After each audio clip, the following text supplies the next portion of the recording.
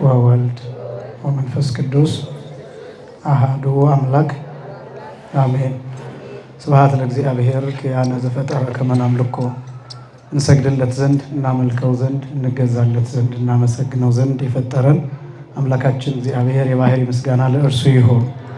ስብሐት ለማርያም አምላክ እግዝእትነ ወመድኃኒትነ መድኃኒታችን መመኪያችን ለምትሆን ለእናታችን ለንጽሕት ቅድስት ድንግል ማርያምም የጸጋ ምስጋና ለእርሷ ይሁን። ስብሐት ለመስቀለ ክርስቶስ ዕፀ መድኃኒት ኃይልነ ወፀወልነ ኃይላችን አምባችን መጠጊያችን ጋሻችን ለሚሆን በቀራንዮ ለተተከለ መድኃኒት ለሚባል ለክርስቶስ መስቀልም የጸጋ ምስጋና ለእርሱ ይሁን። ክቡር አባታችን ሊቀ ጠበብት የኔታ ፍቅረ ማርያም የካቴድራላችን ጸሎት አሳራጊ፣ ክቡር ወንድማችን መምህር ያሬድ፣ ክቡራን የእግዚአብሔር ልጆች አባቶች፣ እናቶች፣ ወንድሞች፣ እህቶች እንዲሁም ሕፃናት ሁላችሁም በልዑል እግዚአብሔር ስም እንደምን ዋላችሁ? እንደምን አመሻችሁ? አምላካችን እግዚአብሔር በዚህ ዕለት በዚህ ሰዓት በዚህ ቅዱስ ቦታ ተገኝተን ቅዱስ ሕያው ዘላለማዊ የሆነውን ቃል እየሰማን እንድንባረክ ስለፈቀደልን ስሙ ለዘላለም የከበረና የተመሰገነ ይሁን። የሊቃውንት አምላክ የምስጢር ባለቤት የቅዱሳን ፈጣሪ የአባቶቻችን አምላክ እግዚአብሔር በመካከላችን ተገኝቶ ምስጢርንና ጥበብን እንዲገልጥልን የእርሱ ቅዱስ ፈቃድ ይሆንልን። የቅዳሴ ተሰጥኦውን ዜማ ላስጠኑን ለመምህር ያሬድ ቃለ ሕይወት ያሰማልን። አስበ መምህራንን የአባቶችን የመምህራንን ዋጋ ያድልልን። በጥሩ ሁኔታ እየሄዳችሁ ነው ያላችሁት። በጣም ጥሩ ነው፣ እየበረታችሁ ነው። ያው አስቀድሜ እንደተናገርኩት ዋናው ዓላማ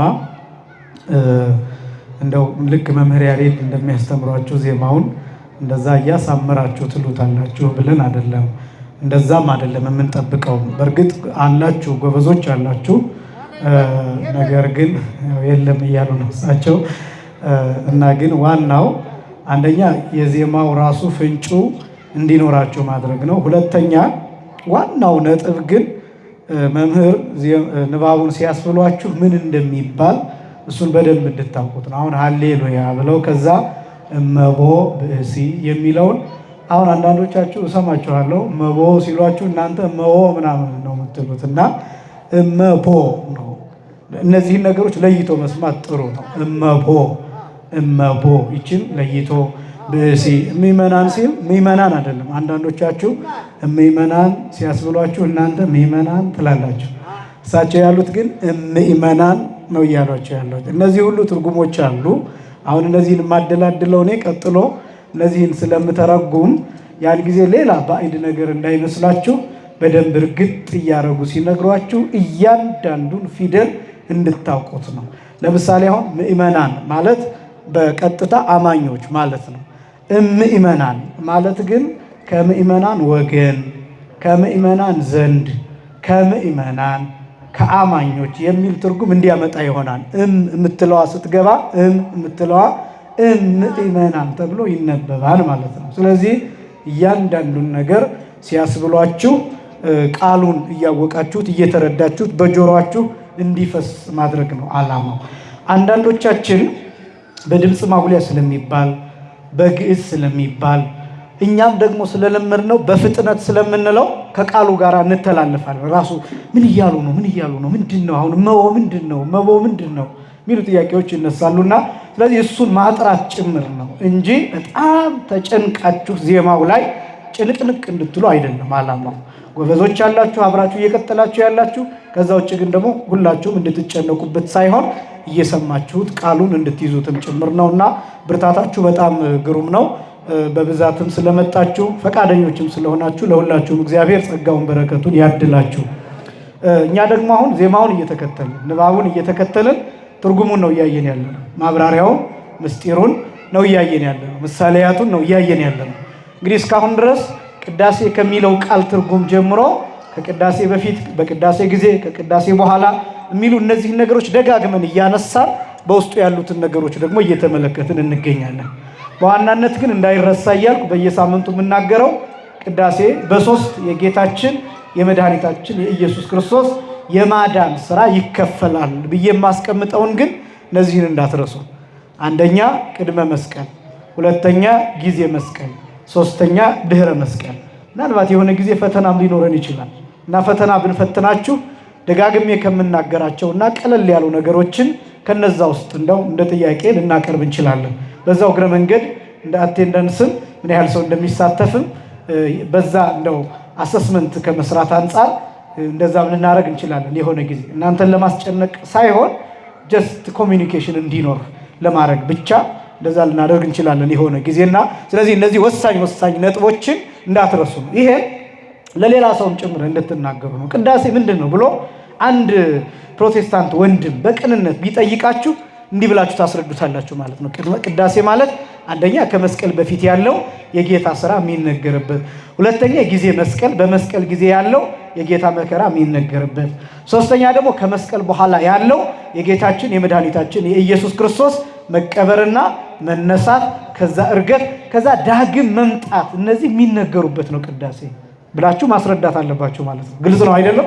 ቅዳሴ ምንድን ነው ተብላችሁ ስትጠየቁ እነዚህን ነገሮች የያዘ ነው። በሌላ አገላለጥ ምን ማለት ነው?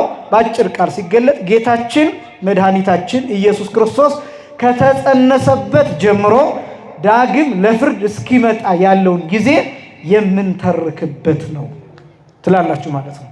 በጣም ደግሞ አጭር ማድረግ ከፈለጋችሁ ቅዳሴ ማለት ነገረ ክርስቶስ በጠቅላላ፣ ነገረ ክርስቶስ በከፊል አይደለም፣ ነገረ ክርስቶስ በጠቅላላ የሚሰበክበት ነው ትላላችሁ ማለት ነው። ቅዳሴ ማለት ይሄ። ስለዚህ ይሄን ተረድታችሁ እናንተ ገብቷችሁ እንድትጸኑ ለሌሎችም ደግሞ ማሳየት እንድትችሉ ነው። ሳምንት ያየነው መስቀል አብርሃም የሚለውን ነው። መስቀል የተባለው ምንድን ነው ብዬ አንስቼ አንዱ መስቀል የተባለው ጌታችን መድኃኒታችን ኢየሱስ ክርስቶስ የተሰቀለበት መስቀል ብቻ አይደለም።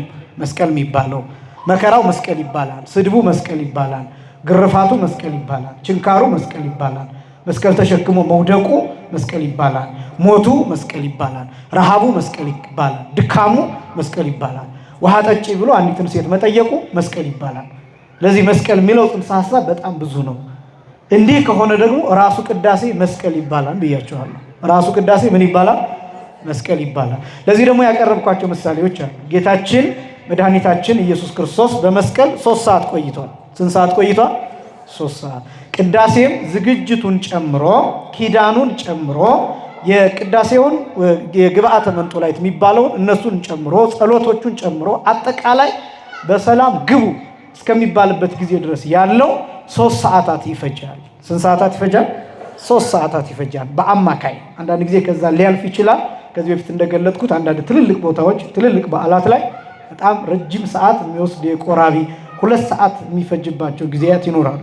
እንደነ ግሸን ያሉ እንደነ ቅዱስ ላሊበላ ያሉ በጣም ብዙ ሰው ስለሚሄድ ደብረ ሊባኖስም እንዲሁ በጣም ብዙ ቆራቢዎች ስለሚኖሩ በዛ ምክንያት የቁርባኑ ሰዓት ረጅም ሰዓት ፈጅቶ 4 ሰዓት 5 ሰዓት ሊፈጅ ይችላል። የቅዳሴው ሰዓት እንደዛ ሊያጋጥም ይችላል። በአማካይ ግን የቅዳሴ ሰዓት 3 ሰዓት ይፈጃል። ይሄ 3 ሰዓት ጌታችን መድኃኒታችን ኢየሱስ ክርስቶስ በቀጥታ ከዕፀ መስቀሉ ወይም ከመስቀሉ እንጨት ጋር አካሉ ተገናኝቶ ከዛ አካሉ ከመስቀሉ ከዕፀ መስቀሉ እስከሚወርድበት ጊዜ ድረስ ያለችውን የሚያሳይ ነው። ቅዳሴ ማለት ይሄ ነው። በዚህ ምክንያት ቅዳሴ መስቀል ይባላል ብያቸዋለሁ። ከዛስ ደግሞ ያሳየኋችሁ ምሳሌ አንደኛ ነው። ጌታችን መድኃኒታችን ኢየሱስ ክርስቶስ በመስቀል ከተሰቀለ በኋላ አቋርጦ አልወረደም። አትምቱኝ አላለም፣ አትግረፉኝ አላለም፣ አትስደቡኝ አላለም፣ ቃል አትናገሩ አላለም። ያለማቋረጥ ጩኋል ክርስቶስ መስቀል ላይ። እነዚህ ነገሮች አስቀምጫለሁ። አሁን ክርስቶስ መስቀል ላይ ሆኖ እባካችሁ ይበቃኛል ብሎ ስድብ እንዳይሰድቡት አላደረገም። እባካችሁ ችንካሩን አውልቁልኝ አላለም። በአስደናቂ ሁኔታ ራሱን ከሰዓቱ በፊትም አልገደለም። እየሰማችሁ ነው አይደለም? ሰዓቱ ሳይደርስ ክርስቶስ ራሱን በገዛ ስልጣኑ ነፍሱን ከስጋው አለየ። ጊዜው እስኪደርስ ጠብቆታል እንጂ እኮ አሁን እኛ ብንሆን ስልጣኑ ኖሮን ምን እናደርግ ነበር? ይሄ ሁሉ መከራ ከሚጸናብኝ ለምን አልሞትም ብሎ ቶሎ ነፍሱን ከስጋው መለየት ነበረበት አይደል? ልክ መስቀል ላይ እንደወጣ ግን ችንካሩ ይዞት መስቀል ላይ አጣብቆት እንደገና ጀርባው ላይ ያለው 6666 ግርፋት እየጠዘጠዘው በሚስማር የታረሰው ጀርባው እሱ እየደማ ያለማቋረጥ ደም እየፈሰሰ ክርስቶስ ግን አቋርጬ ልሙት በቃ 3 ሰዓት ሳይሆን ልሙት አላለም። 9 ሰዓትን ጠብቆ 9 ሰዓትን ጠብቆ። ይሄ ብቻ ደግሞ አይደለም። በእነዚህ ሰዓታት ውስጥ ክርስቶስ 7 ጊዜ 7ቱ የመስቀል ላይ ጩኸቶች ተብለው የሚገለጡ አሉ። ሳያቋርጥ እነዚህ 7ቱን የመስቀል ላይ ጩኸቶች ጮኋቸው። እነዚህ ሁሉ የምን ምሳሌዎች ናቸው ሲባል ቅዳሴ ላይ ቀዳሾቹ ሳያቋርጡ እየጮሁ ይቆያሉ። ሳያቋርጡ ምን እያሉ ይቆያሉ? እየጮሁ ይቆያሉ። ምን እያሉ? አሐዱ አብ ቅዱስ እያሉ፣ ተንሥኡ እያሉ፣ ጸልዩ እያሉ፣ ሰላም ለኩልክሙ እያሉ ሳይቋረጥ ይቀጥላል። ክርስቶስ አቋርጦ ከመስቀሉ እንዳልወረደ ሁሉ ቅዳሴ የገባ ካህን አቋርጦ አይወጣም። ቅዳሴ አይቋረጥም። ምናልባት የተለየ ለሞት የሚያበቃ ነገር ካልገጠመ በስተቀር ቅዳሴ አይቋረጥም። እንደዚህ ሆነ፣ እንደዛ ሆነ፣ ቤተሰብ እንደዚህ ሆነ፣ ቤት ተቃጠለ፣ እንደዚህ አደጋ ደረሰ ምናምን ቢባል አይቋረጥም። ክርስቶስ መስቀል ላይ ያሳየን እሱን ስለሆነ እነዚህ ነገሮች በቅዳሴ ጊዜ ይፈጸማሉ። ክርስቶስ ሳያቋርጥ እንደጮኸ አስቀዳሾችም እንደዛው ቅዳሴ አቋርጦ መግባት፣ ቅዳሴ አቋርጦ መውጣት የማይቻልባቸው ምክንያት ክርስቶስ ከመስቀል አቋርጦ አልዋረደም። በዚህ ምክንያት ያን ምስጢር እንፈጽማለን፣ እንጠብቃለን። ረጅም ሰዓት ቆመን እንቆያለን። ይህን ደግሞ የክርስቶስን መከራ በዚህ እንካፈላለን። ስለዚህ ቅዳሴ ማለት በጣም የተለየ ረቂቅ የሆነ ነገር ነው እያልኩኝ በተደጋጋሚ ሳምንትም አሳይቻለሁ። የመጨረሻ ያስቀመጥኩት ነጥብ መስቀሉ ላይ የተገኙትን መስቀል አብርሃ በከዋክብት አሰርገው ሰማይ ኩሉሰ ፀሐይ አርአየ እያልን መስቀል አበራ ብለን በቅዳሴ መግቢያ ላይ ምን እናገረው ለምንድን ነው የሚለውን ነጥብ ነው ያነሳነው እና በመስቀል ያልተለየ ያልተገኘ ፍጥረት የለም። መላእክት ተገኝተዋል፣ እጽዋት ተገኝተዋል፣ ከዋክብት ተገኝተዋል፣ ፀሐይ ተገኝታለች፣ ጨረቃ ተገኝተዋል፣ አጠቃላይ ብርሃናት ተገኝተዋል፣ የብሉይ ኪዳን ሰዎች ተገኝተዋል፣ የሐዲስ ኪዳን ሰዎች ተገኝተዋል። ሌላው ቀርቶ ዲያብሎስ ራሱ ተገኝቶበታል ብያቸዋለሁ። ቦታው ሰይጣን ተገኝቶበታል። ግን ሰይጣን የተገኘው ምን ለመሆን ነው ቢባል እሱ አመጣጦ የጌታን ነፍስ ሩቅ ብእሲ መስሎት ሎቱ ስብሐት ተራ ሰው መስሎት ነፍሱን ከስጋው ለይቶ ወደ ሲኦል ለመውሰድ ነበር የዲያብሎስ አመጣጥ። ነገር ግን ልክ ሲመጣ በአራቱ ማዕዘን ነፋስ ለቀቀበትና አስጨንቆ ያዘው። ከዛ በኋላ ምንድነው ያለው ብያችኋለሁ። ሌላውን ተወውና በጲላጦስ ፊት እንኳን ለማይክሮ ሰከንድ ስላቆምኩህ ምንም አይነት ካሳ ልከፍልህ አልችልም፣ ግን ያንተው ቢሆንም በሲኦል ውስጥ ያሉትን ነፍሳት ካሳ አድርገህ ውሰድልኝ ብሎ ዲያብሎስ አምኖ ተቀጥቅጦ ድል ተነስቶ በመስቀል የተሸነፈበት ምስጢር ነው። ቅዳሴ ማለት እንደሱ ነው። ጠላት የሚሸነፍበት፣ ዲያብሎስ የሚመታበት ነው። ስታስቀድሱ የሰይጣን ራስ ይመታል፣ የጠላቶቻችሁ ራስ ይመታል። እናንተ ላይ የሚሰራ ሴራ፣ የሚጠመድ ወጥመድ፣ የሚላክ ሞት፣ የሚላክ ክፉ ነገር፣ የሚታሰብ በቀል በሙሉ ይከሽፋል። ማስቀደስ ይሄን አቅም ይሰጣል። ማስቀደስ ይሄን አቅም ይሰጣል። የክርስቲያን አቅሙ ቅዳሴ ነው። የክርስቲያን አቅሙ የመጨረሻው ቅዱስ ሥጋውን ክቡር ደሙን መቀበል ነው። ያን ደግሞ ማድረግ ማይችል የክርስቲያን አቅሙ ማስቀደስ ነው። የክርስቲያን አቅሙ ንስሐ መግባት ነው። የክርስቲያን አቅሙ ማህሌት መቆም፣ ሰዓታት መቆም፣ አገልግሎት መካፈል ነው። ይሄ ነው አቅም። ወንጌል መስማት ይሄ ነው አቅም። ይሄ አሁን አቅም ይሆናችኋል። ይሄ የምትሰሙት አቅም ስታስቀድሱ፣ ይሄ ትዝ ሲላችሁ እዛ አስቀድሳችሁ ደግሞ ስትወጡ የሚሰማችሁ በራስ መተማመን የተለየ ነው። ይሄን በደንብ እንድታውቁት ይገባል። ስለዚህ ቅዳሴ መስቀል ነው የምንለው ለዚያ ነው። በዚያ መላእክት ተገኝተዋል። ምን ሊሰሩ? የጌታን ደም በብርሃን ጽዋ ቀድተው ረጭተውታል። ጽንፍ እስከ ጽንፍ ድረስ እስከ ዓለም ዳርቻ ድረስ እነ ቅዱስ ዑራኤል በብርሃን ጽዋ የጌታን ደም ረጭተው የጌታን ደም ቀድተው ረጭተውታል። ይሄ ብቻም አይደለም፣ የጌታን ደም ይዘው ቃል ኪዳን ገብተዋል። እኛን ሊጠብቁ፣ እኛን ሊያገለግሉ፣ ከኛ ጋር ሊያመሰግኑ፣ ከኛ ጋር አንድ ሊሆን ህብረት ሊኖራቸው ይሄን ብዬ መጽሐፍ ቅዱስ ጠቅሼ ነግሬያቸዋለሁ። ቆላስይስ ምዕራፍ 1 ቁጥር 19 ጀምሮ ቆላስይስ የቅዱስ ጳውሎስ መልእክት ምዕራፍ 1 ከቁጥር 19 ጀምሮ ወገብረ ሰላም በደመ መስቀሉ ለእለ በሰማይ ወምድር በሰማይና በምድር ያሉትን በመስቀሉ ደም ከራሱ ጋር ያስታርቅ ነበር ይላል። ከራሱ ጋር ምን ያደርግ ነበር? ያስታርቅ ነበር። በሰማይና በየት ያሉትን? በምድር ያሉትን። ምን ማለት ነው? ሰዎችንና መላእክትን ማለት ነው። በመስቀሉ ደም እርቅ አደረገ ይላል። አሁን በመስቀሉ ደም ሲል በመስቀሉ ደም ማለት መስቀል የሚደማ ሆኖ አይደለም። የክርስቶስ ደም መስቀሉ ላይ ምን ሆኗል? ፈሷል። ስለዚህ እርቅ ተደርጓል። አስደናቂ እርቅ የተደረገው በዓለም ላይ እጅግ በጣም ውብ የሆነው እርቅ የተደረገው በመስቀል በምንድን ነው አልኳቸው? አሕዛብና ሕዝብ የታረቁት መስቀል ላይ፣ እስራኤል ዘሥጋና እስራኤል ዘነፍስ አንድ የሆነው መስቀል ላይ፣ የሚያምኑ ሰዎች የሚካፈሉት ምስጢር የመስቀል ምስጢር ነው። ከነቢያት ጋር አንድ የሆነው በመስቀል ነው። ከሐዋርያት ጋር አንድ የሆነው በመስቀል ነው። ይኸውላችሁ ብዙ ጊዜ የምለው 40 ቀንና በ80 ቀን በምንጠመቅበት ጊዜ ራሱ ወደዚህ ህይወት ነው የምንገባው። ማለት መስቀል ላይ ወደ ተሰጠን ህይወት ነው የምንገባው።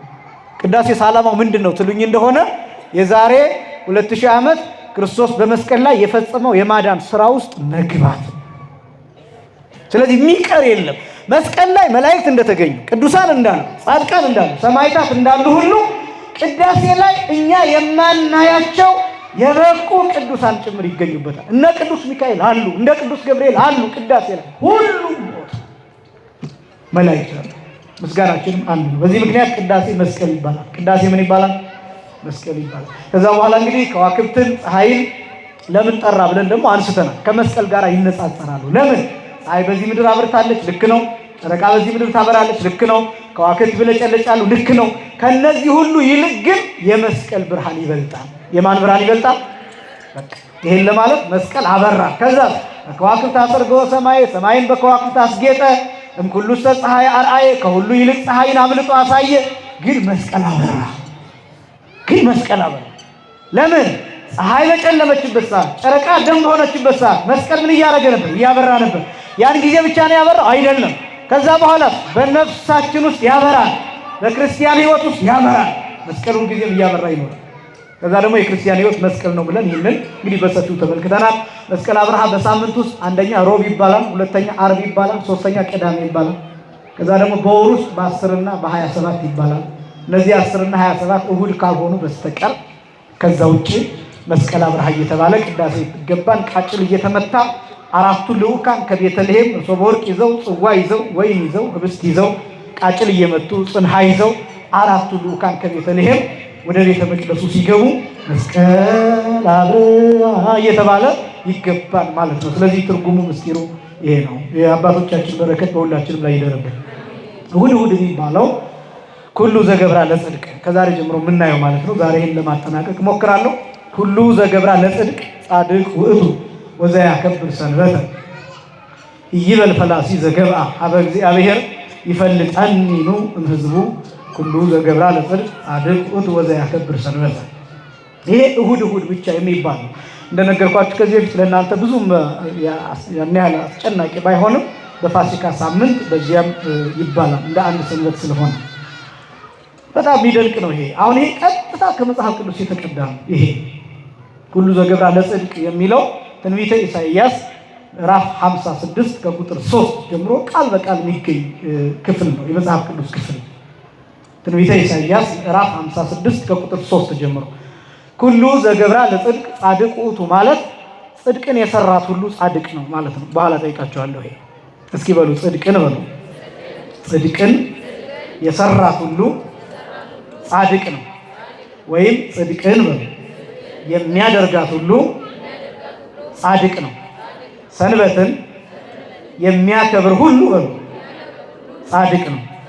ምንን የሚሰራ? ጽድቅን የሚሰራ። ምንን የሚያከብር? በዚህ ሐሳቡ ሁለት ነው። አጠቃላይ 3 ሐሳቦችን እናነሳለን። ከዚህ የመጀመሪያው ጽድቅን የሚሰራ፣ ከዛ ቀጥሎ ሰንበትን የሚያከብር፣ ከዛ ቀጥሎ ደግሞ ይበል ፈላሲ ዘገባ ሀበ እግዚአብሔር ይፈልጠኒኑ እምሕዝቡ ከሌላ ቦታ የመጣ ሰው እግዚአብሔር ከሕዝቡ ይለየኛል ወይ አይበል፣ ይለየኝ ይሆንን አይበል የሚል ሶስተኛው ሐሳብ ይሄ ይሆናል ማለት ነው። እና አስደናቂ ነው። ኩሉ ዘገብራ ለጽድቅ ጻድቅ ውእቱ ማለት ጽድቅን የሰራት ሁሉ ነው ጻድቅ ነው። ጻድቅ ማለት እውነተኛ ማለት ነው። ጽድቅ ማለት እውነት ማለት ነው። ጻድቀ እውነተኛ ሆነ፣ እውነትን ተናገረ፣ እውነትን ሰራ፣ እውነትን አደረገ ተብሎ ይተረጎማል። ጻድቅ ማለት እውነተኛ ማለት ነው። ጻድቅ ማለት ነው እውነተኛ ማለት ነው። ለምሳሌ ጻድቃን ዛሬ የጻድቁ አባታችን የአቡነ ገብረመንፈስ ቅዱስ በዓል ነው። በረከታቸው በሁላችንም ላይ ይደርብን። ጻድቃን ተብለው የሚጠሩበት ምክንያት እውነተኞች ናቸው። በአንደበታቸው ሐሰት የለም። በዘመናቸው በሕይወታቸው ሙሉ እውነትን እየተናገሩ እውነትን እያደረጉ ስለ እውነት ነው የኖሩ። ሕይወታቸው ዘመናቸው በሙሉ ስለ እውነት የተሰዋል። ምን ያህል አሁን እውነት ሲባል ይቀልብናል። አሁን በዚህ ዘመን እውነት የሚባል ነገር እያወቅ ነው እየጠፋ እንደሆነ ታውቁታላችሁ። እያወቅ ነው እየተቀበረ እንደሆነ ታውቁታላችሁ። ምክንያቱም አሁን እኛም ሁላችንም ስንሰብክ ያው የእግዚአብሔርን ቃል ለመግለጽ እንሞክራለን። ስለተገደሉት ሰዎች መናገር አንችልም፣ እንፈራለን። ስለሌላው ስለሚገፋው ድሃ መናገር አንችልም፣ እንፈራለን። ብዙ የምንፈራቸው ነገሮች አሉ። በዚህ ምክንያት እውነት እየታወቀች በሆነ ነገር ተጠቅላ እንድትቀመጥ ይደረጋል። አያችሁ ዋጋ ያስከፍላል። እንደው አሁን ዝም ብላችሁ ሃይማኖቱን ትታችሁት መንፈሳዊነቱን እንኳን ትታችሁት በዓለም ላይ እውነት የሚናገሩ ስለ እውነት የሚኖሩ ሰዎች ዋጋ ይከፍላሉ። ዋጋ ይከፍላሉ። እውነተኞች ሰዎች ይሰቃያሉ። እውነተኞች ሰዎች ወዳጅ የላቸውም። እውነተኞች ሰዎች በዙሪያቸው ሰው አይኖርም፣ ይጠፋሉ ካጠገባቸው። ምክንያቱም እውነትን ይናገራሉ። ግትር ይባላል። እውነተኛ ሰው ግትር፣ አክራሪ፣ እንደዚህ አካባቢ እንደዚህ የሚል ስም ይወጣለታል። አይደመጥም፣ ይሰለቻል። እንዲያው ገና ማውራት ሲጀምር ይሰለቻል። አንተ ደግሞ እንደው ታበዛዋለህ፣ አንተ ደግሞ ክንፍ ካላበቀልኩ ትላለህ፣ አንተ ደግሞ መላክ ያጫውታል ተብሎ በብዙ ማህበረሰብ ሙድ ይያዝበታል። በዚህ ምክንያት ይጨነቃል። እውነት ዋጋ ያስከፍላል። ጻድቃን የሚባሉት እንደዚህ የኖሩ ናቸው። እንደው ዝም ብላችሁ በመጋዝ መስተርተሩን እሱን አቆይታችሁት፣ በድንጋይ መደብደቡን እሱን አቆይታችሁት፣ ወደ አንበሳ ጉድጓድ መጣሉን እሱን አቆይታችሁት፣ ወደ እሳት መጣሉን እሱን አቆይታችሁት፣ በሰይፍ አንገት መቀላትን፣ በነገስታት ፊት ቀርቦ መጠየቅን እሱን አቆይታችሁት፣ ግን ስለ እውነት መኖር ብቻ እውነተኛ በመሆን ብቻ ዋጋ ይከፍላል። እውነት ማለት ይሄ ጻድቃን ምንላቸው ይሄንን እውነት ይኖሩ በህይወታቸው እውነትን ያሳዩናል። በዚህ ምክንያት ጻድቃን ማለት እውነተኞች ናቸው። እግዚአብሔርስ ምን ይባላል ቢባል በባህሪው ጻድቅ ይባላል። በባህሪው ምን ይባላል? ጻድቅ ይባላል። እግዚአብሔር ጻድቅ ብቻ ሳይሆን ጽድቅ ነው የሚባለው። አሁን አንድ ልዩነት ልንገራችሁ በደንብ ስሙ። እግዚአብሔር ጻድቅም ይባላል፣ ጽድቅም ይባላል። እግዚአብሔር ምን ይባላል አልኳችሁ?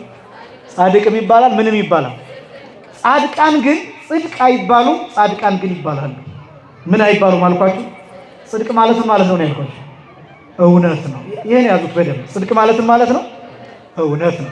ስለዚህ ጻድቅ እግዚአብሔር ጻድቅ ተብሎ ይጠራል፣ እውነት ተብሎ ይጠራል። ጻድቃን እውነት አይደሉም በራሳቸው። ምን አይደሉም አልኳችሁ?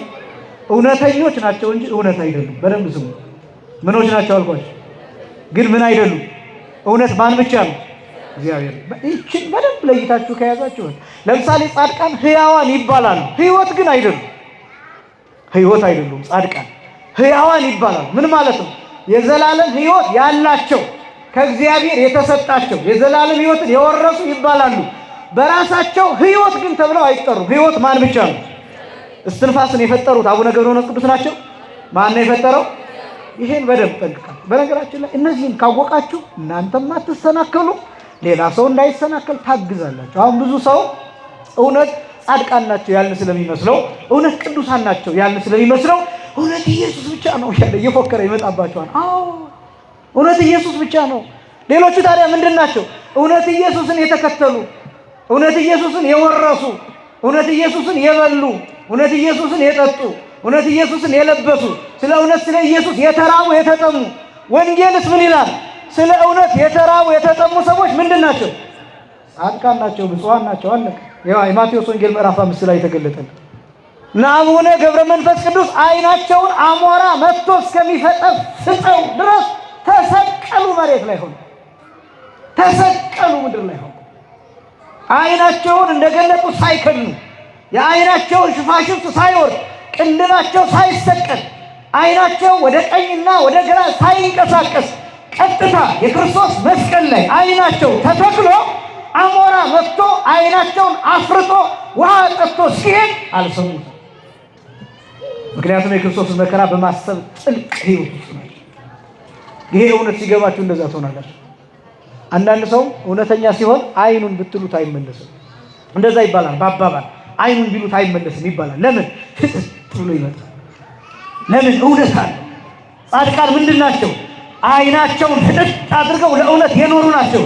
ዓይናቸውን ፍጥጥ አድርገው ሲመጡ እናንተ ብረት አግላችሁ ዓይናችሁ ውስጥ ብትጨምሩ አይሰሟችሁም። ምክንያቱም እውነቱ ቀድሞ እነሱ ውስጥ ገብቷል። ያ እውነት ደግሞ የውስጣቸውን ዓይን አብርቶታል። በዚህ ምክንያት የኔና የእናንተ ማስመሰል አይጋርደውም። የኔና የእናንተ ውሸት አይጋርደውም። እውነቶች አይደሉም፣ እውነተኞች ናቸው። እውነት ግን እግዚአብሔር ብቻ ነው። ለዚህ ነው ጌታ ሲናገር ዮሐንስ ወንጌል ምዕራፍ 14 ቁጥር 6 ላይ እኔ መንገድ እውነትና ምንድን ነኝ? ሕይወት ነኝ። በቃ መንገድ ነኝ፣ እውነት ነኝ፣ ሕይወት ነኝ። አለቀ። መንገድ ማለትን ማለት ነው ጻድቃን የተከተሉት መንገድ፣ ጻድቃን የተራመዱበት መንገድ፣ ጻድቃን የኖሩበት መንገድ፣ ጻድቃን የሄዱበት መንገድ፣ ያልተሰናከሉበት መንገድ። ከዛ በዚህ መንገድ ሂደው የት ደረሱ? እውነት ጋር ደረሱ። እውነት ማን ነው? ራሱ። ከዛ ይሄ እውነት ወዴት አደረሳቸው? ወደ ሕይወት። ይሄ ሕይወት ምንድን ነው? የዘላለም ሕይወት። ይሄ ሕይወት ማን ነው? ራሱ ክርስቶስ። ክብርና ምስጋና ለስሙ አጠራር ይሁን። ወደዚህ እውነት ወደዚህ ሕይወት ደረሱ። ጻድቃን እውነተኞች ናቸው፣ እውነት ግን አይደሉም። እግዚአብሔር ጻድቅ ተብሎ ይጠራል፣ እውነትም ተብሎ ይጠራል። ራሱ እውነት ነው፣ ሌላ እውነት የለም። ራሱ ሕይወት ነው፣ ሌላ ሕይወት የለም። እኛ ሕያዋን ተብለን እንጠራለን፣ ሕይወታችን ግን እግዚአብሔር ብቻ ነው። ይሄ በደንብ እመቤታችን ቅድስት ድንግል ማርያም የሕይወት እናት ትባላለች። የምን እናት ትባላለች? ሕይወት ግን ክርስቶስ ነው። እመቤታችን የምትባለው የሕይወት እናት፣ ወደ ሕይወት በምልጃ የምታደርስ ወደ ሕይወት ክርስቶስ የምትወስድ እንጂ ራሷ እመቤታችን ሕይወት ተብላ አትጠራም። እመ ሕይወት ወላዲተ ሕይወት ተብላ ትጠራለች። የሕይወትና ሕይወትን የወለደች ተብላ ግን ትጠራለች። ምንጭ ትባላለች እመቤታችን። እየሰማችሁ ነው? እመቤታችን የውሃው ምንጭ የህብስቱ ምንጭ ትባላለች። ቅዱስ ሥጋና ክቡር ግን የራሱ የክርስቶስ ነው። አያችሁ፣ ልብ በሉ። እመቤታችን ቅድስት ድንግል ማርያም አምላክ አይደለችም፣ እሱ ግን አምላክ ነው። በዚህ ምክንያት እሷ ወላዲተ አምላክ የአምላክ እናት አምላክን የወለደች ተብላ ትገለጣለች። እነዚህን በደንብ ጠንቅቃችሁ ከተረዳችሁ ከሌሎች ጋር ስትከራከሩ አትደነግጡ። እና እነዚህን ሀሳቦች መረዳት ያስፈልጋል። የጻድቃን የሰማዕታት በረከት በሁላችንም ላይ ይደርብን። ሁሉ ዘገብራ ለጽድቅ ጻድቅ ውእቱ ማለት ጽድቅን የሰራት ሁሉ ጻድቅ ነው። ይህ አባባል ያስፈልገው ለምንድን ነው መሰላችሁ? በብሉይ ኪዳን በእስራኤል ዘሥጋና በሌላው መካከል ያለ ልዩነት ነበር። ለምሳሌ መጻተኛ የሚል ነበር። መጻተኛ የሚባል ገረዶች የሚባሉ ባሪያዎች የሚባሉ እነዚህ በብሉይ ኪዳን እስራኤል ዘሥጋን ወይም እስራኤላውያንን የሚያገለግሉ እነሱ እስራኤላውያን ከሚካፈሉት ምስጢር አይካፈሉም ነበር፣ ይከለከላሉ። መጻተኛው እንዳይበላ ተብሎ ይከለከላሉ። እየሰማችሁ ነው አይደለም? መጻተኛው ማለት መጤው ማለት መጤው ሰራተኛው ገረዱ እስራኤላዊ ያልሆነ ከአሕዛብ ወገን የመጣ ከሌላ ቦታ መጥቶ ስራ ለመስራት የተቀጠረ ባሪያ ነፃ እንዳይወጣ እነሱ ከሚሳተፉት ምስጢር እንዳይሳተፉ ይደረጋል። ያም እንኳን ቢሆን መሳተፍ ካለበት መገረዝ አለበት ግዴታ። ትልቅ ሆኖም ቢሆን መገረዝ አለበት፣ ሸለፈቱን መገረዝ አለበት። ያ ካልሆነ ግን ከምንም አይነት ነገር እንዳይሳተፍ ስራውን ብቻ እንዲሰራ። በሰንበት ቀን ራሱ እንዲያርፉ የሚደረገው ለእነሱ ለእስራኤላውያን ክብር ሲባል እንጂ እነሱ አክብረው ምንም ጥቅም የሚያገኙት የለም ሰንበትን በማክበራቸው። በብሉይ ኪዳን ይሄ ነበር። አሁን አዲስ ኪዳን ላይ ግን ምንድን ነው? ሁሉ ዘገብራ ለጽድቅ ጻድቅ ውእቱ። ልዩነት የለም። ባሪያ የለም፣ ገረድ የለም፣ ሎሌ የለም፣ አሽከር የለም፣ ቀይ የለም፣ ጥቁር የለም፣ ወፍራም የለም፣ ረጅም የለም፣ አጭር የለም። ይሄ እስራኤላዊ ይሄ እንትናዊ የሚባል ይሄ እንትን ዘር የሚባል የለም። ይሄ ነገስታት ዘር የሚባል የለም። ይሄ ገበሬ ዘር፣ ይሄ ጭሰኛ ዘር፣ ይሄ አርሶ አደር ዘር የሚባል የለም። ይሄ ሸክላ ሰሪ፣ ይሄ ቀጥቃጭ፣ ይሄ ሸማኔ፣ ይሄ ቁርበት ጎታች የሚባል የለም። ጽድቅን የሰራት ሁሉ ምንድን ነው? ጻድቅ ሁሉ። ይሄ ምስል የማሳየው ጽድቅን የሰራት ሁሉ። ለምንድን ነው ይሄ የሚያስፈልገው ቢባል ማንም ወደ ቤተክርስቲያን የሚመጣ እኔ እንዲህ ነኝ ብሎ እንዳይሳቀቅ። እኔ እንዲህ ነኝ ብሎ ወደ ቤተክርስቲያን የሚመጣው ሰው ቀጥሎ የሚለው ወዛ ያከብር ሰንበተ፣ ሰንበትን የሚያከብር ሁሉ ጻድቅ ነው። ለምን? ይሄ ሰው ወደ ቤተክርስቲያን በመምጣቱ ማንን አክብሯል? ሰንበትን አክብሯል። ልብ በሉ። ሰንበትን ስላከበረ ከማንኛውም ሰው ጋር እኩል ይቆጠራል። ይሄ ሰው ዘሩ አይደለም የሚታየው፣ አጥንቱ አይደለም የሚታየው፣ ደሙ አይደለም የሚታየው፣ የመጣበት ዘር የተወለደበት ምናምን የባላባት ዘር የምናምን የሚለው አይደለም የሚታየው። ሰንበትን አክብሯል። 40 ቀን በ80 ቀን ተጠምቋል። ሰንበትን ለማክበር ለማስቀደስ ወደ ቤተክርስቲያን መጥቷል። በሰዓቱ ተገኝቷል። ጽድቅ ሰርቷል። ጽድቅን አድርጓል። ሰንበትን በማክበሩ ሰንበትን ያከበረ ጽድቅን ያደረገ ሁሉ ጻድቅ። ልዩነት የለም። አይ እኔ ከዚህ በፊት በወንበዴነት የኖርኩ ነኝ፣ እኔ ከዚህ በፊት በሽፍታነት የኖርኩ ነኝ የሚለው በዛ ሰዓት አይሰራም። ለምን? ሊያስቀድስ መጥቷል። ሊያስቀድስ መጥቷል። ሰንበትን ሊያከብር መጥቷል። ቢችል ቅዱስ ሥጋውን ክቡር ደሙን ይቀበላል። ባይችል ደግሞ አስቀድሶ ለመሄድ አመስግኖ ለመሄድ መጥቷል። ሕዋሳቱን ለማስቀደስ መጥቷል። ስለዚህ ይሄ ሰው ለዘመናት ሲያስቀድስ ከኖረው ሰው ጋር እኩል ነው። ይሄ ሰው ጽድቅን የሰራት ሁሉ ምንድን ነው? ጻድቅ ነው። ሰንበትን የሚያከብር ሁሉ ምንድን ነው? ጻድቅ ነው። ስለዚህ ራሱ እንዳይለይ፣ ለራሱ እንዳይሳቀቅ፣ እንዳይሸማቀቅ፣ የእንግድነት ስሜት እንዳይሰማው፣ የመጤነት ስሜት እንዳይሰማው። ሴቲቱስ ብትሆን ከትናንት ወዲያ 7 ቀን ሞልቷት ምናልባት ከወራዊ ደሟ የነጻችው ትናንት ሊሆን ይችላል። ዛሬ ሰንበት ሆኖ ልታስቀድስ መጥታች። ስለዚህ አትሳቀቅ፣ እኩል ናት።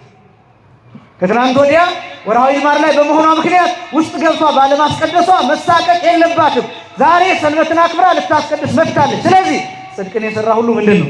ጻድቅ ነው፣ ጻድቅ ናት። ስለዚህ አትሳቀቅ፣ አትሸማቀቅ፣ የእንግድነት ስሜት አይሰማል። ከትናንት ወዲያ በተለያየ ስራ ምክንያት ወይም የዛሬ ሳምንት በተለያየ ስራ ምክንያት ሌላ ቦታ የነበረ ሰው ሊኖር ይችላል። ዛሬ እሑድ ግን ተመችቶት ለማስቀደስ መጥቷል። ስለዚህ ጽድቅን አድርጓል፣ ሰንበትን አክብሯል። ስለዚህ ሰንበትን የሚያከብር ጽድቅን የሚሰራ ሁሉ ምንድን ነው? ጻድቅ። ይህንን የሚያሳየው ሁሉ ዘገብራ ለጽድቅ የሚለው ጽድቅን የሰራ ሁሉ መለኪያው ጽድቅ ነው። ባጭሩ መለኪያው ምንድን ነው አልኳችሁ? ጽድቅ። መለኪያው ሀብት አይደለም። መለኪያው የባለጸግነት አይደለም። መለኪያው መልክ አይደለም። መለኪያው ጾታ አይደለም። መለኪያው ዕድሜ አይደለም። መለኪያው ምን አድርገሃል፣ መለኪያው ምን ሰርተሃል፣ መለኪያው ምን ታስባለህ፣ መለኪያው በቤተክርስቲያን ዙሪያ ምን ታደርጋለህ። ይሄ ነው መስፈርቱ ነው የሚያገለግለው። ይሄ እና ይህች ቤተክርስቲያን በጣም የምታስደንቅ ቤተክርስቲያን እንዴት አድርገህ ከዛ ቀጥሎ ያለው ልንገራችሁ፣ በደንብ ግልጽ የሚሆንላችሁ ቀጥሎ ያለው ስነግራችሁ ነው። ይበል ፈላሲ ዘገብአ ሀበ እግዚአብሔር ይፈልጠኒኑ እምሕዝቡ ይላል። ይፈልጠኒኑ የሚለውም ያስኬዳል። መምሪያ ቤት ደርሶም ያስኬዳል። እንደ ቅኔው ሲሆን ይፈልጠኒኑ የሚል ያስኬዳል። ዜማው ግን ያነሳዋል። ነገራችን ላይ ይፈልጠኒኑ ተብሎም ይነበባል። ይፈልጠኒኑ ተብሎም ይነበባል። እምሕዝቡ አንድ ፈላሲ ማለት ስደተኛ ማለት ነው። ስደተኛ ወይም መጤ ማለት ነው። ቅድም ያልኳቸው ፈላሲ ማለት ከምን የመጣ ማለት ነው ቢባል ከሌላ ቦታ ፈልሶ የመጣ ከሌላ ቦታ ፈልሶ የመጣ። አሁን በደንብ ላብራራ ነው። ይሄን ልብ ብላችሁ ስሙ። ከሌላ ቦታ ፈልሶ የመጣ ማለት ነው። አንደኛ ከሃይማኖት ፈልሶ የመጣ፣ ሁለተኛ ከምግባር ፈልሶ የመጣ። ለምሳሌ ከጣዖት ፈልሶ የመጣ፣ ከሟርት ፈልሶ የመጣ፣ ከጥንቆላ ፈልሶ የመጣ፣ ካለማመን ፈልሶ የመጣ፣ ከጥርጥር ፈልሶ የመጣ፣ ከኃጢአት ፈልሶ የመጣ። ይሄ ማለት ነው ፈላሲ። አሁን ከሃይማኖት የመጣ ሲባል ምን ማለት ነው? ለምሳሌ በዲድስቅልያ አባቶቻችን ሐዋርያት ባስተማሩት መሰረት አንድ ሰው ከሌላ ሃይማኖት ቢመጣ ቢቻል 3 ዓመት እንዲማር ይታዘዛል። ስንት ዓመት አልኳችሁ? 3 ዓመት ስለ ሃይማኖቱ እንዲማር እንዲያውቅ። በእርግጥ 3 ዓመት ትልቁ ነው እንጂ ከዛ በታች ሊሆን ይችላል። በወርም ሊሆን ይችላል፣ በ6 ወርም ሊሆን ይችላል። መሰረቱ ይወስናል። የሰውየው መሰረት ያቀባበሉ ምስጢረ ሥላሴን ምስጢረ ሥጋዌን የሚረዳበት መንገድ፣ ከዛ በፊት ያለው ንባብ፣ ከዛ በፊት ያለው ሃይማኖታዊ መሰረት፣ ከዛ በፊት ያለው መረዳት፣ ፍላጎቱ፣ እነዚህ ነገሮች ይወስኑታል። ነገር ግን ትልቁ ግን 3 ዓመት እየተማረ እንዲቆይ። በእነዚህ በ3 ዓመታት ውስጥ ግን ምን ይደረጋል? እየመጣ እንዲያስቀድስ ይደረጋል። እየሰማችሁ ነው? እየመጣ እንዲያስቀድስ ይደረጋል። እና ሲያስቀድስ ያው አልተጠመቀም፣ ውስጥ ገብቶ ያስቀድሳል። ግን ልክ ጻኡ ንዑሰ ክርስቲያን የሚለው ትዝ ይላችኋል። የቅዳሴው መሃል ላይ ወንጌል ከተነበበ በኋላ ዲያቆኑ ቃጭል ይዞ አዋጅ እየተናገረ የክርስቲያን ታናናሾች ሆይ ውጡ ብሎ ይናገራል። እና በዚያ ሰዓት እንዲወጣ ይደረጋል። ለምን ቢባል ከዛ በኋላ ያለው የቅዳሴ ክፍል የአማንያን ቅዳሴ፣ የምእመናን ቅዳሴ ተብሎ ይጠራል፣ ወይም ፍሬ ቅዳሴ ተብሎ ይጠራል። ከዛ በኋላ መቆየት ያለባቸው የሚቆርቡ ሰዎች ብቻ ናቸው።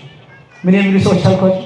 የሚቆርቡ ሰዎች። ያው እንደዚህ ሲባል እንዴ ሳንቆርብ እኛስ እያስቀደስን አይደለም? በጥንቱ ጊዜ ግን ሁሉም ይቆርብ ነበር። ሁሉም ይቆርብ ነበር። አሁን ከሳምንት ጀምሮ እንመለከተዋለን። አሁን መምህር ያሬድ የሚያስጠኑን ስጋውን ደግሞ ያልተቀበለ ከምእመናን ወገን የሆነ ይሰደድ ነው የሚለው።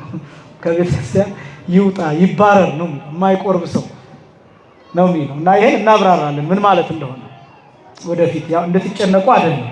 ነገር ግን ዋናው ዓላማ ምንድነው? አንደኛ የመቁረብ ተስፋ ስለሚኖረን፣ ሁለተኛ ደግሞ እንደሚገባን ከሆንን ልንቆርብም ስለምንችል ብዙ ጊዜ ስለምንናገረው እና ከዛ በኋላ ያለ የምእመናን ቅዳሴ ነው።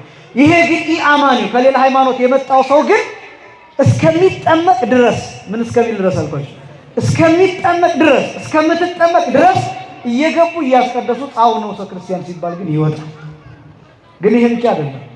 የማያምነው ሰው ብቻ ሳይሆን ቀሳውስት ንስሐ ሲሰጡ፣ ለምሳሌ እናንተ እንዲህ ኃጢአት ሰርቻለሁና ብላችሁ ስትናገሩ ከቀኖናዎቹ መካከል አንዱ የሚሰጠው ያው ብዙ ላይሰጥ ይችላል፣ እንደዚህ አይነት ስላልተለመደ። ግን ከጥንት ጀምሮ የነበረው ስርዓት ቅዳሴ በየቀኑ አስቀድስ ይባላል። በየቀኑ ምን በል ይባላል?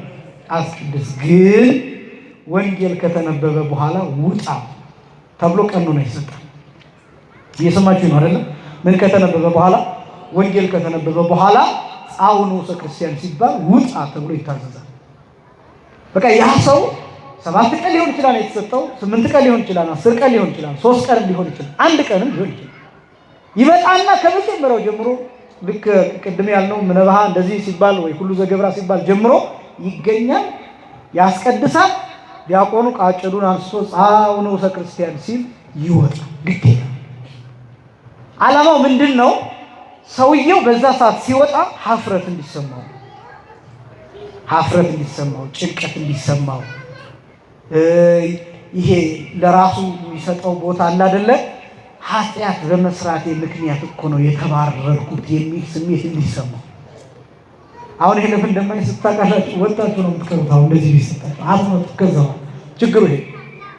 በጥንቱ ጊዜ ግን ግዴታ ስለሆነ የአማኙ ብዛት አማራጭም ስላልነበረ በዛ ጊዜ ሰው አማኝ ስለነበረ የካህን ቃል አክባሪ ስለነበረ የካህኑን ቃል ያከብራል።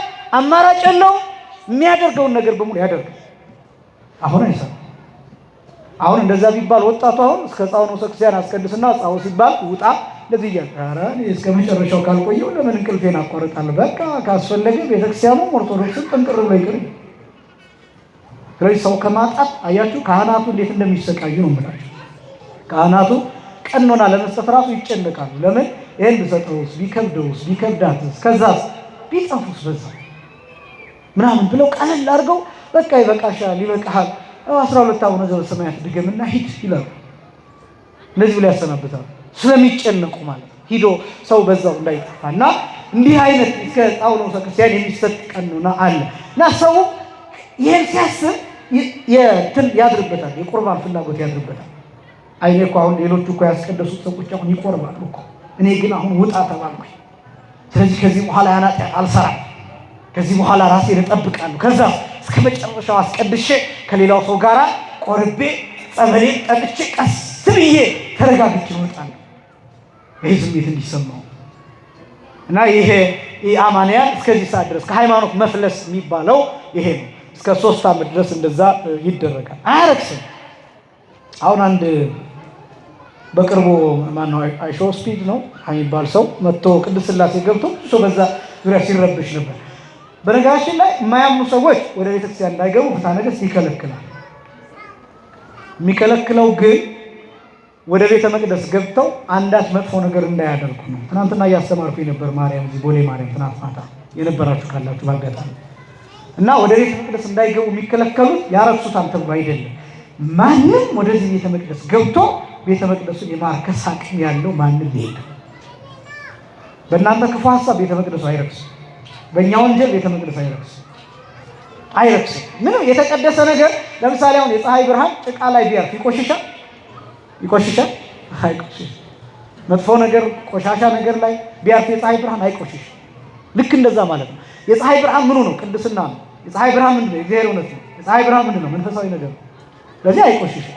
ግን ምንድን ነው ሰዎች ተንኮል እንዳያደርጉና እንዳያቃልሉት አራክሰውም እንዳይናገሩ ለሌላ በጥንቃቄ እንዲገቡን ስርዓቱ አስቀድሞ እንዲነገራቸው ያስፈልጋል። ለምሳሌ ጫማ ማውለቅ አለበት። እናንተ አሁን ኤምባሲ ብትሄዱ የኤምባሲውን ሕግ መፈጸም ግዴታ። ስልካችሁን ውጭ አስቀምጡ ትባላላችሁ ወይ ስልካችሁን ዝጉ ትባላላችሁ። እንደ ኤምባሲው እንደሚገባ አለባበስ ልበሱ ልትባሉ ትችላላችሁ። አስፈላጊውን ፍተሻ እንድታደርጉ ትደረጋላችሁ። ገብታችሁ ጮኻችሁ እንዳታወሩ ትከለከላላችሁ። አስፈላጊውን ዶክመንት ካላቀረባችሁ ሪጀክት ትደረጋላችሁ። ግዴታ። ልክ አንድ ሀገር ኤምባሲ ይሄን አድርጎ ይሄን ሕግ እናንተ እንደምትፈጽሙት ሁሉ ለቤተክርስቲያን የሚመጡ ለመጎብኘት የሚመጡ ሰዎችም መጎብኘት ይችላሉ።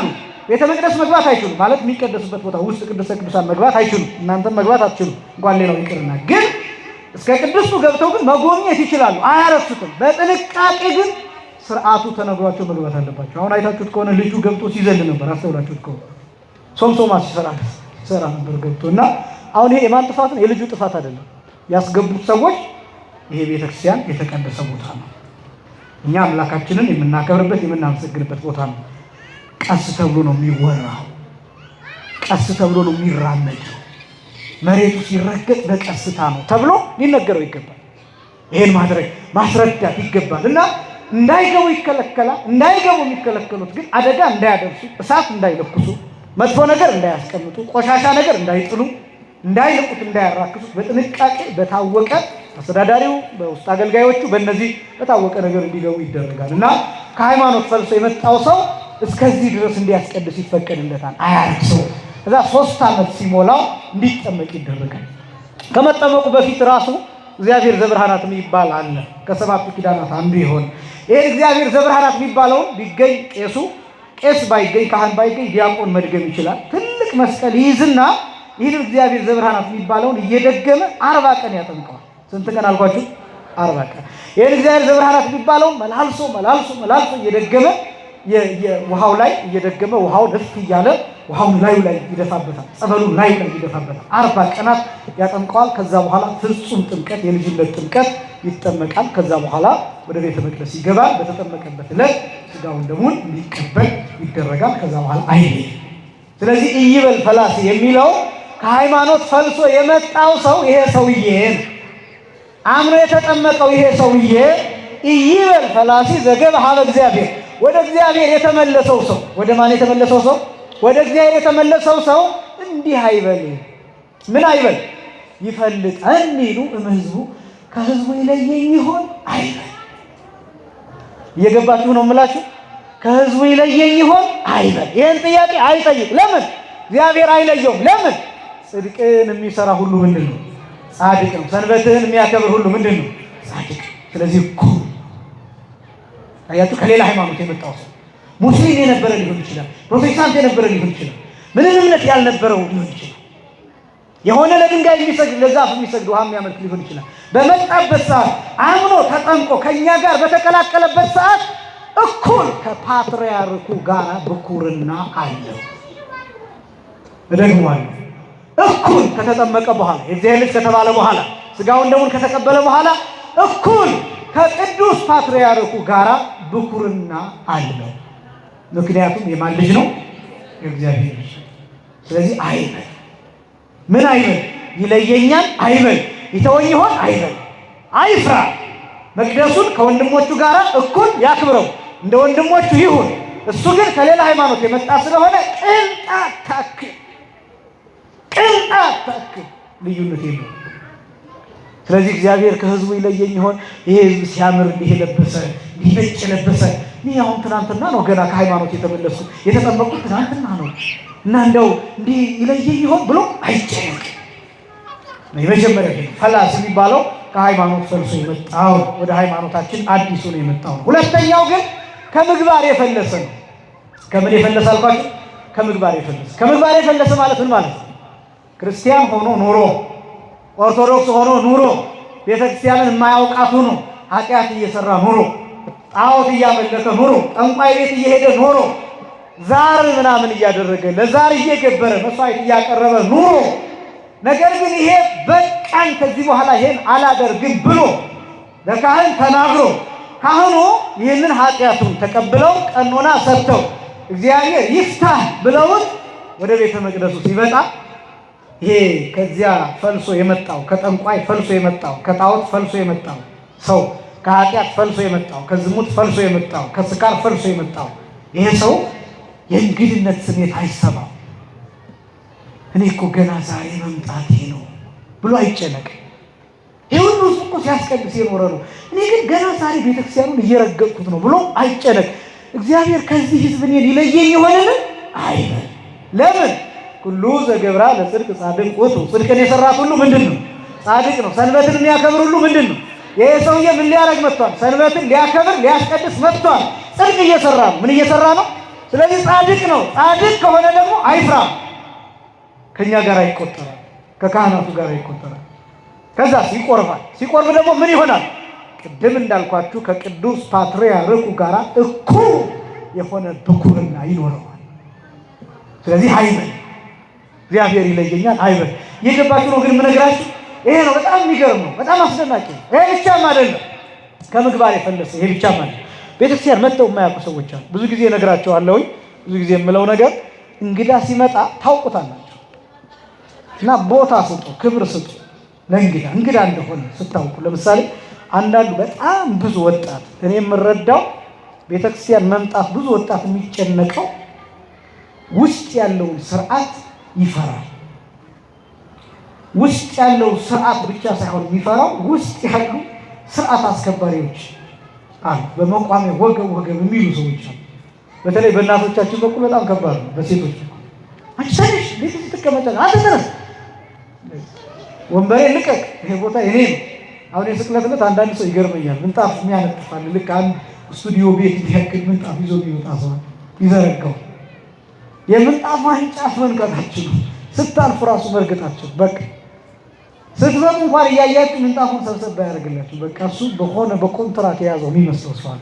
ቤተ መቅደስ ውስጥ ገብቶ አንቺ ምን አባሽ ዛሬ መተሽ?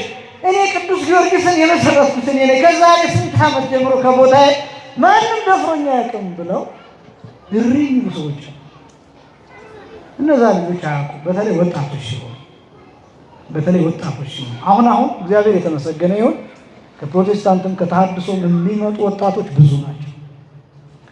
ግን በጣም ብዙ ወጣቶች የሚጨነቁበት ውስጥ ከገቡ በኋላ ያለውን ስርዓት አስከባሪ ይሄ የሚለው ዛጋ ተነስ ዛጋ አንቺ ምን ይሰማል የሚሉ ስርዓት አስከባሪዎች አሉ። እና እንደዛ ከማድረግ ይልቅ ደጋግሜ እናገራለሁ፣ ያንን ሰው አሞት ከሆነ የተቀመጠው ምን ልርዳ፣ ነርሶች ካላችሁ ሐኪሞች ካላችሁ ምን ሆነ ነው ማግዝህ ነገር ካለ የምትፈልገው ነገር ምንድን ነው ማለት ያን ሰዓት ደግሞ ባይሆን እንኳን ቅዳሴው ካለቀ በኋላ ወንድሜ እዚህ ሰዓት የተቀመጥከው እዚህ ሰዓት እኮ መቀመጥ አይቻልም፣ ምናልባት አሞ ካልሆነ በስተቀር የማታውቅ ሆነ ካልሆነ ችግር የለውም፣ ነገር ግን ከዚህ በኋላ እዚህ ቦታ ላይ መቀመጥ አይቻልም፣ እዚህ ቦታ ግን ከደከመህ አረፍ ማለት ይቻላል።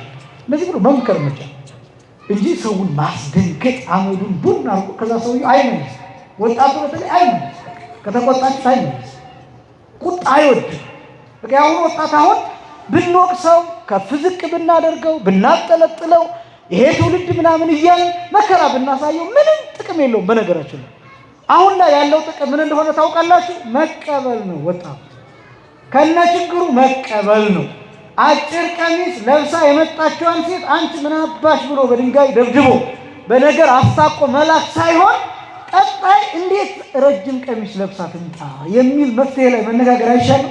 ሴትዮዋን አባሮ ሴትዮዋንም ከማጣት ልጅቷም እድሜ ልኳን አጭር ቀሚስ ለብሳ ከምትኖር ከሚብስባት እንዴት ሆና ረጅም ቀሚስ ትልበስ? በጣም ብዙ ሰው አሁን ሱሪ በመልበሱ ምክንያት ቤተክርስቲያን የማይገቡ እህቶች አሉ። በቃ ያ ብቻ ሳይሆን ነጠላ ራሱ ያልያዙ ወይ ረስተው ወጥተው ሊሆን ይችላል ምናምን ሻርብ እዚች ጋር ይሉና በቃ ፈርተው ስቅቅ ብለው ሲያልፉ ራሱ ተሳቀው በቃ ሰው አየኝ ያላየኝ ብለው ፈንጠር ብለው የሆነ ቦታውን ተደብቀው የተቀመጡ አሉ። አሁን እርግጠኛ አሁን እነዚህ ልጆች ነገም ይደግሙታል፣ ከነገ ወዲያም ይደግሙታል፣ ከነገ ወዲያም ይደግሙታል። ምናልባት ሲገባቸው ነጠላ ለብሰው መምጣት መቀመጥ ይጀምራሉ። እኛ ካሳቀቅናቸው ግን ጭራሽ መምጣት ይተዋል። እና በእኛ ምክንያት ነፍስ እየታጣ ነው፣ ሰው እየጠፋ ነው። ስለዚህ ሁልጊዜ አንድ ነገር ማሰብ ያለባችሁ ወደ እግዚአብሔር ቤት የመጣ ሰው አይባረርም። ወደ እግዚአብሔር ቤት የመጣ ሰው አይባረርም። እብድ ሆኖ ቢመጣ አይምሮ የተነካ ሆኖ ቢመጣ ብቻ ያን ሰው እንዴት እንቀይረው ነው እንጂ ሰው አይባረርም። እና እነዚህ ጥንቃቄዎች ማድረግ ስለዚህ አዲስ የሚመጣ እንግዳ ሆኖ የሚመጣ ሰው ልክ ቦታ ሲፈልግ ሲጨነቅ ምናምን ስታዩት ወንድሜ እዚህ ጋር ሆነ እዚህ ጋር ይመችሃል፣ ነይቴ እዚህ ጋር ሆኜ እዚህ ጋር ይመችሻል፣ እናቴ እዚህ ጋር ይሁን፣ አዲስ ነው ለቤተክርስቲያኑ እዚህ ጋር ሆነ ያስቀድሱ፣ ምንም ችግር የለም፣ የሚፈልጉት ነገር ካለ አቋሚ ላምጣለሁ ብሎ መንከባከብ መቻል። በዚህ በኩል ካህናት እንዴት ይገርማሉ መሰላችሁ። አሁን ለምሳሌ በካህናት አገልግሎት ማህሌት ላይ አንድ አዲስ ሰው ከመጣ የማይታወቅ ሰው አዲስ ሰው ከመጣ ምን እንደሚደረግ ታውቃላችሁ? መጀመሪያ ይያዝና ናና ወደዚህ መሀል ግባ ይባላል። ሰውየውም ያው አቅሙን የሚያውቀው ራሱ ሰውየው ነው አይደለም። መሀል ላይ ከቆመ ብዙ የሚጠበቁ ነገሮች አሉ። ስለዚህ ኧረ በፍጹም እዚህ ነው የምሆነው እግዚአብሔር ያክብርልኝ ካለ አሁንም ይጠየቃል። አጋፋሪው ሂዶ ይጠይቀዋል፣ ሊቀጠበብት ሂዶ ይጠይቀዋል፣ መጨኔው ሂዶ ይጠይቀዋል። በፍጹም እኔ እዚህ ነው የምቆመው ካለ በቃ ይሁን ይባላል። ከዛስ በኋላ በል ይባላል። ባለበት ቦታ ድምፅ ማጉሪያ ይቀርብለታል። እስኪ በል ይባላል። ከዛስ ድምፅ ማጉሪያ ከያዘ በኋላ አቅሙ ይታወቃል። ከዛ በኋላ ችግር የለም። ስለዚህ ከዛ በኋላ ቦታውም የት መሆን እንዳለበት ይወሰናል። ችግሩ ግን አዲስ ሲሆን እና በጣም ይደንቃል። እና መጀመሪያ የሚመጣ እንግዳ ከላይ ነው እንዲቆም የሚደረገው። ከዛ ግን አቅሙ እየታየ ምናልባት እሱም ራሱን ከፍ ስላደረገ በማይገባው ቦታ ስለቆመ ቀስ እያለ ቦታውን እንዲቀይር ሊደረግ ይችላል። በሲስተም ዝም ብሎ ውጣ አይደለም፣ በሲስተም እየተገፋ ካህናት በጣም ለዚህ ብልሆች ናቸው። ካህንና ሴት ብልሃተኛ ነው ይባላል። እና በጣም ግን የሚደንቀኝ መጀመሪያ የሚሰጠው ክብር አስደናቂ።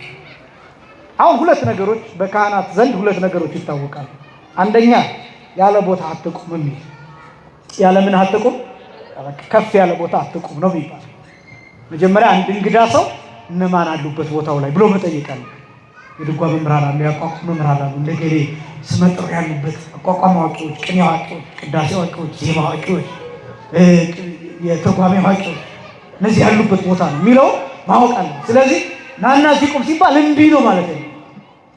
እምቢ ማለት ነው። ከዛስ በኋላ ቆይቶ አቅማቸውን እያየ የራሱንም አቅም እያገናዘበ አይ ስለዚህ እስከሆነ ችግር የለም ከገሌ በላይ እንኳን በሆን ምንም ችግር የለም የሚለው የህሊና ዳኝነት ሰጥቶ ቦታውን መቀየር ይጀምራል ማለት ነው። አንደኛው እሱ በቦታ ያለ ቦታ አትቁ። ሁለተኛው ደግሞ ማንኛውም ሰው ሲመጣ የማታውቀው ከሆነ ቦታ ስጠው። ምን ስጠው? ከአንተ በላይ አቁመው ነው ሰውዬው። የማታውቀው በቃ ከአንተ በላይ አድርገውና እያወቅከው እየተረዳኸው ሲመጣ ቀስ እያረግ ሸርተት እያረግ ከአንተ በላይ ትሆናለህ። ምናልባት በእድሜ በሌላ በብዙ ነገር የሚከበር ከሆነ ችግር የለውም። እንደው ምላስ በጣም አስጨናቂ ሆኖ አይደለም ይሄ ጉዳይ። እና ይሄን ምን ልላችሁ ነው የፈለግኩት፣ እናንተ እንግዳ ሲመጣ ስታዩ ቦታ መስጠት ማክበር፣ ከዛ በኋላ ያ ሰው ተመልሶ እንዲመጣ በፍቅር ማስገደድ፣ ይሄን ማድረግ ነው። እና በጣም የሚደንቅ ነው በእውነት በዜማና በግዕዝ ስለሚባል እንጂ እነዚህ ነገሮች ብናስተውላቸው እጅግ በጣም የሚገርም ነው። እና ሁሉ ዘገብራ ለጽድቅ ጻድቅ ውእቱ፣ ጽድቅን የሰራ ሁሉ ጻድቅ ነው፣ ሰንበትን የሚያከብር ጻድቅ ነው። ስለዚህ ከሌላ ቦታ ፈልሶ የመጣ እንግዳ ሰው ቢኖር እግዚአብሔር ከወገኖቹ ከወገኖቼ ከሕዝቡ ከምእመናን ይለየኝ ይሆንን ብሎ አይጨነቅ። ምክንያቱም ጽድቅን የሰራ ሁሉ ምንድን ነው? ሰንበትን ያከበረ ሁሉ ምንድን ነው? ጻድቅ ነው። ይሄ ሰውም ሰንበትን ለማክበር ለማስቀደስ መጥቷልና ስለዚህ አይጨነቅ የሚል ይዘት ያለው ነው። እናንተም አትጨነቁ፣ አስቀድሱ፣ ሥጋውን ደሙን ተቀበሉ። መጪው ጾም ነው። በጾሙ በቻላችሁት መጠን በሚመቻችሁ ጊዜ በተመቻችሁ ጊዜ ሁሉ ለማስቀደስ ከቻላችሁ ስራ በድላችሁ አይደለም፣ ከትምህርት ቤት ወጣችሁ ማለት ነው። ትምህርታችሁን ትታችሁ ሳይሆን ስራም ትታችሁ ተወቅሳችሁ ባለቃ ተወቅሳችሁ ሳይሆን ጊዜ ካላችሁ ሰዓት ካላችሁ አስቀድሳችሁ ብትመለሱ መልካም ነው። ከዛ ውጭ ስራ ካላችሁ ደግሞ ጠዋት ላይ ቤተክርስቲያን ደርሳችሁ ማታም ከቻላችሁ ቤተክርስቲያን ደርሳችሁ ወንጌል ሰምታችሁ በመሀልም ያላችሁ ረፍት ለቤተክርስቲያን ቅርብ የሚሆን ከሆነ ደግሞ ቤተክርስቲያን ደርሳችሁ ራሳችሁን በመንፈሳዊው ከፍ አድርጋችሁ ለማሳየት መሞከር ይገባል። በጸሎት መበርታት፣ ከዛ ደግሞ መንፈሳዊ ነገሮችን በማሰብ የጥሞና ጊዜ በመውሰድ ስልክን አስቀምጦ የተወሰኑ ደቂቃዎች ራስን ማድመጥ መቻል። ምክንያቱም አሁን ስልኩ አይምሯችንን በጣም እየወሰደብን ያለው እሱ ስለሆነ ስልካችሁን ዘግታችሁ አስቀምጣችሁ ለትንሽ ደቂቃ አስቡ። ስለ ሕይወታችሁ፣ ስለ ትዳራችሁ፣ ስለ ልጆቻችሁ፣ ስለ ሌላው ስለሚመጣው ምን ማድረግ እንዳለባችሁ፣ ስለ ንስሐ፣ ስለ መንፈሳዊ ሕይወት ምንድን ነው መጨረሻችን ማድረግ የሚገባ ምንድን ነው የሚለውን እሱ የተወሰነ ሰዓት ተመሰጡ። ሜዲቴት አድርጉ። በእናንተ ቋንቋ ሜዲቴሽን የሚባሉ ተመስጦ የሚባሉ። ከዛ ደግሞ ቅዱሳት መጽሐፍትን አንብቡ። ከዛ ደግሞ መጽሐፍ ቅዱስን በተለይ ማታ ላይ ከመተኛታችሁ በፊት የትኛውን የመጽሐፍ ቅዱስ ክፍል ገልጣችሁ ከቻላችሁ ከኦሪት ዘፍጥረት ምዕራፍ 1 ጀምራችሁ አንዳንድ ምዕራፍ ብቻ እንዳትሰለችሁ አንዳንድ ምዕራፍ ብቻ እያነበባችሁ ተዩ። ባይገባችሁ ምናልባት አንዳንዱ ምዕራፍ ረጅም ስለሆነ ደግሞ አላልቅላችሁ ካለ ያው ግማሹንም ቢሆን አንብባችሁ ተዩ። አንባችሁ ከዛ በማግስቱ ያንን ጨርሱ። እነዚህ አይነት ልምምዶች ነው። 55 ቀናት አሉ ወደፊት 55ኛው ቀን ቀዳም ስሩ ስለሆነ 54ቱን ቀናት መጽሐፍ ቅዱስ ብታነቡበት በትንሹ 54 ምዕራፎችን ታነቡበታላችሁ። በተለይ ደግሞ መጽሐፍ ቅዱስ አንብባችሁ ማታውቁ እንድታነቡ የምመክራችሁ ኦሪት ዘፍጥረትንና ከዛ ቀጥሎ አንደኛ ሳሙኤልን ከዛ ቀጥሎ ደግሞ ሐዲስ ኪዳን ወንጌልን ከማቴዎስ ወንጌል ጀምሮ እነዚህን ብታነቡ ኦሪት ዘፍጥረትን ከዛ ቀጥሎ ደግሞ እነዚህን አሁን የነገርኳችሁ ታሪኮች ስለሆኑ ስለማይከብዱ ኦሪት ዘፍጥረትን ከዛ ቀጥሎ አንደኛ ሳሙኤል ታሪክ ፍሰቱ በጣም የሚገርም ነው። መጽሐፍ ቅዱስ ስታነቡ ምስጥ ብላችሁ ልክ እንደ ይሄ ፊክሽን በሚመስል ፍሎው እንደዛ ነው የሚመስለው ፍሰቱና ልክ በዛ በሚመስል መልኩ ስለሚያቀርብ እሱን አንብቡ። ከዛ ቀጥሎ ደግሞ ሐዲስ ኪዳን ማቴዎስ ወንጌል፣ ማርቆስ፣ ሉቃስ ወንጌል፣ ዮሐንስ ወንጌል አቅማችሁ እንደፈቀደ መጽሐፍ ቅዱስን ስታነቡት ባይገባችሁ እንኳን በማንበባችሁ ምክንያት በረከት አለው። ምክንያቱም የማን ቃል ነው?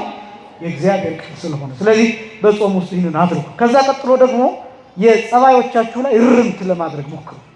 ለምሳሌ በጣም የምትሳደቡ ከሆናችሁ እስኪ ስድብ ቀንሱ። ከሰኞ ጀምሮ በቃ ዛሬ አለና ልክ ስትወጡ ዛሬ አልሳደብም ብላችሁ ውጡ። እንደዚህ ስላችሁ አሁን አንዳንዱ ሰው ምን ያደርጋል?